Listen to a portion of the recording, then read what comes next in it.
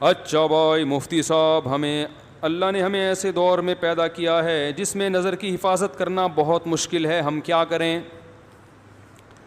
دیکھو، اگر مشکل کام ہوتا تو آپ نظر جھکانا چاہتے تو کوئی بیرونی طاقت آپ کو یوں منہ کرتی، دھڑام سے اوپر کرتی، اور آپ کہتے ہیں میں یوں منہ نیچے کر رہا ہوں مگر ہو نہیں رہا، میری کمر اکڑ گئی ہے.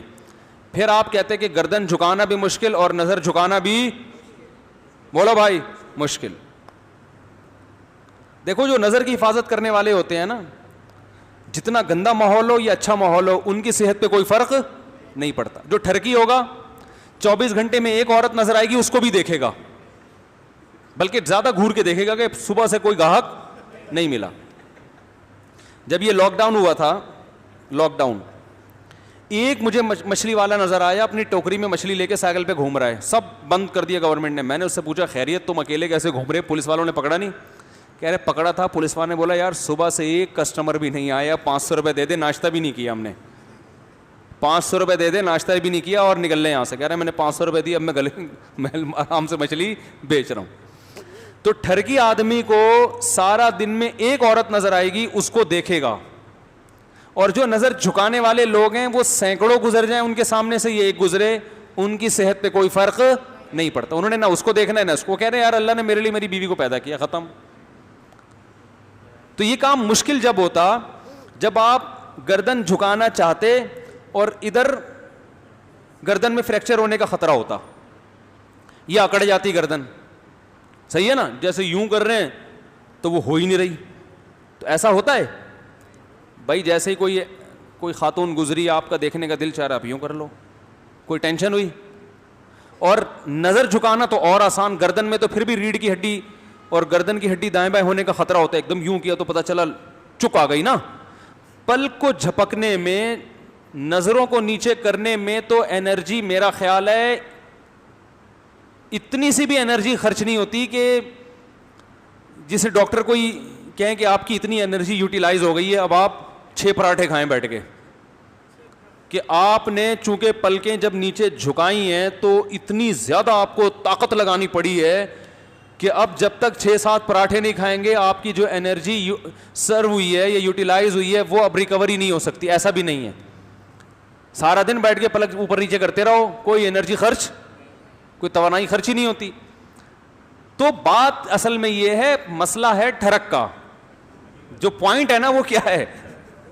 معذرت کے ساتھ میں تھوڑی سی ابیوز لینگویج استعمال کر رہا ہوں، لیکن یہ کون سے اچھے کام ہیں کہ جن کے لیے میں مرزا غالب کی شائستہ اردو استعمال کروں؟ ہیں یہ جو بد نظری کا کام ہے، میں کہوں ایکچولی آپ جو ہیں وہ آپ پیشنٹ ہیں. بھائی یہ بادل گرج رہے ہیں، بے فکر رہے ہیں. بارش تو خاندانی، میں آج ہی سوچ رہا تھا، میں نے بارش پہ بیان کیا، اس دن سے بارش مارکیٹ سے شارٹ ہو گئی. لیکن اب اللہ کا شکر ہے، بارش سے فائدہ ہی ہوتا ہے، فائدہ ہی ہوتا ہے بارش سے. وَيُسَبِّحُ الرَّعْدُ بِحَمْدِهِ ہے نا قرآن میں، کہ بادل کی گرج اللہ کی تسبیح بیان کرتی ہے. اللہ کی رحمت جب برستی ہے تو شان سے برستی ہے. اللہ کہتے ہیں ہٹو. تو آپ نے تو یہاں بادل جو گرجتے ہوئے دیکھے ہیں، جو پہاڑی علاقوں میں جو گرجتے ہیں نا، وہ تو کراچی والے افورڈ نہیں کر سکتے. جو پہاڑی علاقوں میں اتنی آواز ہوتی ہے اس کی. تو خیر کیا بات چل رہی تھی؟ ہاں، تو میں یہ کہہ رہا تھا اصل مسئلہ کس کا ہے؟ ٹھرک کا.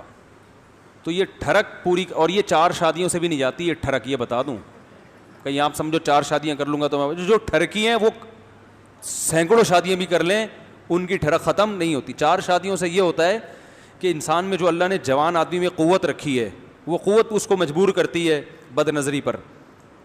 تو وہ جب اس کی وہ صحیح جگہ استعمال ہو جاتی ہے اس کی قوت، تو پھر وہ دائیں بائیں جانے سے بچ جاتا ہے.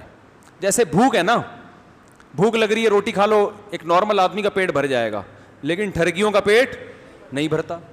آپ نے دیکھا ہوگا، ادھر سے بھی کھا لوں، وہاں سے بھی جا کے کھا لوں، پھر دھونے والے وہاں سے بھی لے گا جا کے، پھر آفس میں جائے گا، وہاں بھی کیک چائے میں ڈبو کے کھائے گا، پھر تھوڑی دیر میں گٹکا کھائے گا، پھر تھوڑی دیر جو گھور ہے. صبح سے جو نان اسٹاپ کھانا شروع کرتے ہیں، رات تک کھاتے، پھر رات کو ہاضمے کی گولی کھائے گا صبح سے. تو یہ بھوک نہیں ہے، بھوک کا علاج ہے، اور یہ نیچرل ہے بھوک کا لگنا. کم سے کم 2 ٹائم انسان کو پیٹ بھر کے کھانا چاہیے. تو ایسے ہی ایک شہوت کی بھوک ہوتی ہے جو ہر نارمل آدمی میں ہوتی ہے. اس کو بیوی چاہیے, 1 نہیں 2 نہیں 3 نہیں 4 ہو گئی, چلو اس کے بعد اس کا دل بھر جائے گا. لیکن جو ٹھڑک ہے نا, جیسے وہ چائے میں چائے میں پاپے ڈبو کے کھاتا رہے گا, پھر تھوڑی دیر میں پھر اس کو پیسٹری چاہیے, پھر سموسا چاہیے. ایک ہمارے جاننے والے, وہ بیچارے ہارٹ اٹیک ہو گیا ان کو, بچ گئے. ان کا یہی تھی کہ صبح سے کبھی کوئی نوالا چھوڑتے نہیں تھے, کہیں بھی دسترخوان پہ وہ کہتے ہیں میں گیا مجھے کچھ نظر آئے تو میں نے کہا 2 نوالے تو بنتے ہیں. تو 2 نوالے ہوتے ہوتے وہ 40-50 نوالے بن جاتے تھے. ٹھیک ہے نا.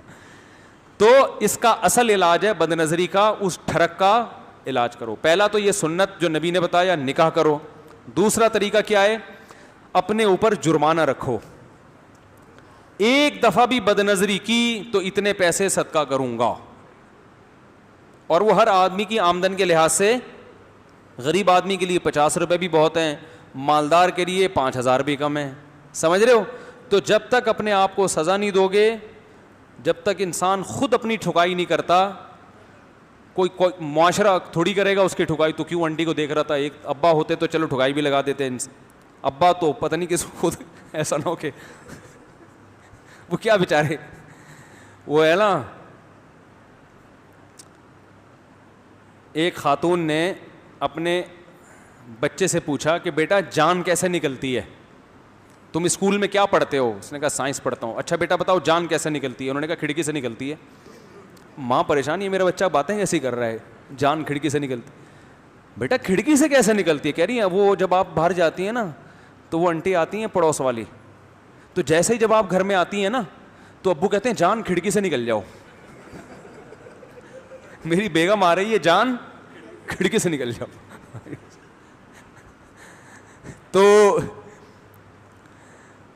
بچے کے دماغ میں یہ ہو گیا کہ جان کہاں سے نکلتی ہے, کھڑکی سے نکلتی ہے. تو یا تو ابا تھپڑ لگائیں گے, اور ابا بھی اگر جان کو کھڑکی سے نکال رہے ہیں وہ کہاں سے تھپڑ لگائیں گے. تو باپ کنٹرول کرے, بھائی کنٹرول کرے. آج کل کنٹرولنگ پاور ہی ختم ہو گئی. پھر 24 گھنٹے کون سر پہ مسلط رہے گا. پھر فیس بک اور یوٹیوب پہ تو بہت زیادہ بد نظری ہو رہی ہے. تو میرے بھائی آخرت کو سامنے رکھ کر اپنا علاج اب خود ہی کرنا پڑے گا, کوئی اور آپ کا علاج نہیں کرے گا. یعلم خائنۃ الاعین, اللہ فرماتے ہیں وہ جانتا ہے تمہاری آنکھوں کی خیانت. اور اس زمانے میں نظر کی حفاظت کا ثواب بھی بہت ہے, کیونکہ نگرانی کرنے والا کوئی نہیں ہے. تو اللہ کہے گا صرف میرے خوف سے کر رہا ہے. تو اس لیے جب پہلے تو کوشش کرو بچنے کی, چیلنج کرو کہ 40 دن تک کسی غیر محرم کو نہیں دیکھوں گا میں.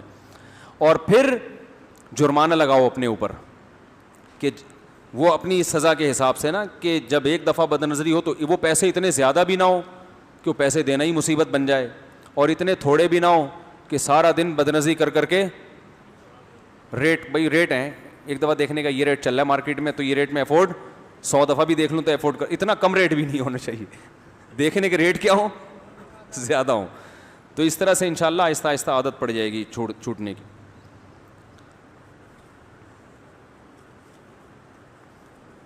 جو بیرون ملک سفر کرتے ہیں نا وہاں زیادہ خطرہ ہوتا ہے, تو بیوی کو ساتھ لے کے جاؤ, صحیح ہے نا, وہ نگرانی کرے گی.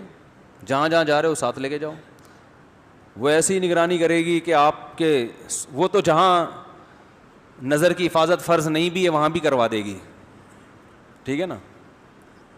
تو یہ بھی ایک بہت بڑا ذریعہ ہے. مفتی صاحب یہ بتائیں کہ اگر نماز قضا ہو جائے تو اس کو پورا کرنے کے ساتھ سنت موقع بھی پڑھنی چاہیے؟ نہیں, صرف فرض اور واجب پڑھیں. فجر کی سنت اگر چھوٹ جائے تو کسی اور ٹائم سورج نکلنے کے بعد پڑھ سکتے ہیں.